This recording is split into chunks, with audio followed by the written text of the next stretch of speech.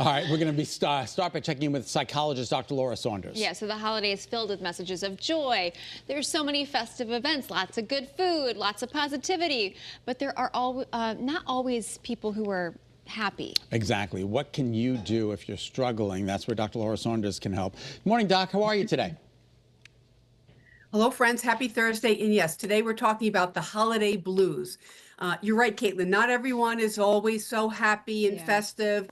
Oftentimes for the holidays, it brings up a lot of feelings of loss or, memories of Christmas past that may not always be positive, stress and anxiety, financial strain. So there's lots of things that can actually impact you during this time of year as well. Please don't get me wrong. My holidays are terrific each and every year, but I wish I had known how good my holidays were when I was a kid. Yeah. Because those memories I will never forget. But again, they're memories, Doc, and sometimes I look back on that and I get a little sad.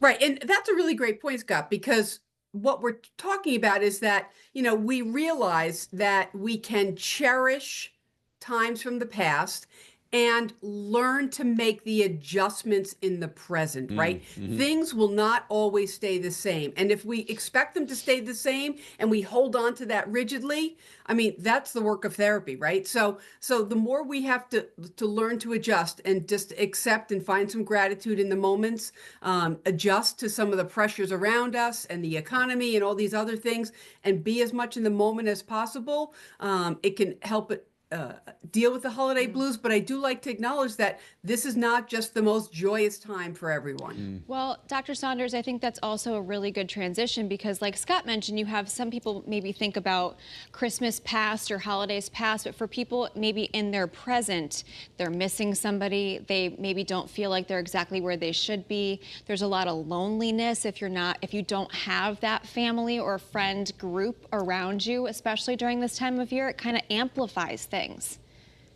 Right. Those are all great points, Caitlin. Right. It's, things are different, right?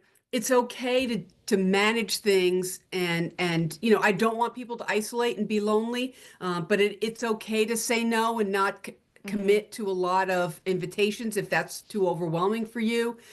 It's also okay to modify expectations, focus on creating more new memories as opposed to like always reminiscing, and really, what I always say, limit social media in times like this, because if you see that everyone else is having the most joyous time and you feel a little bit blue yourself, you're not going to want to do things because it's so important to seek connection. Social isolation is gasoline on the fire of depression, and I don't want people sitting home alone when they're not feeling well. You said something a little bit earlier in this conversation about that's the reason for therapy. If you are feeling really down and you're not getting out of it, you might want to seek therapy. Right. So the holiday blues are separate from what we call like a clinical depression, right? It's evoking a lot of feelings based on time of year. That may exacerbate underlying feelings of sadness or depression or loss, right? Or trauma. But that's kind of a separate phenomenon. And if you are mired in that, if this has been going on for weeks or months, if you just can't seem to get involved in activities that used to be pleasurable for you, if you really are isolating yourself, then I do want people to reach out for help if they need it. So, Dr. Saunders, can you maybe explain the difference between these holiday blues and seasonal affective disorder?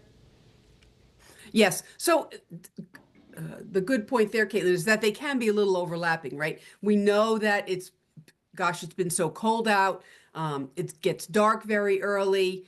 Right. Those are the things that the season kind of evokes. The holiday blues are more about kind of the financial stress and strain, family and social pressure, unrealistic expectations for the season, having feelings of loss based on, maybe a loved one that's not here anymore and used to share the holidays with them.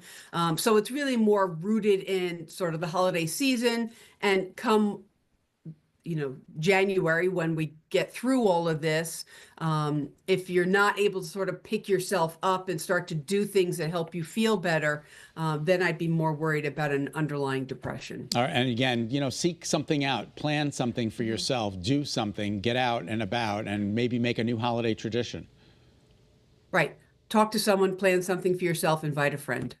Terrific. All right. And well, we stick hope to you that have a happy routine. holiday. Yeah, exactly. Get some sleep, get some rest. It's a good time of year to do it. Absolutely. Thanks, Dr. Saunders. We appreciate it. Good tips and advice as always. Hope you have a happy holiday. Have a great day.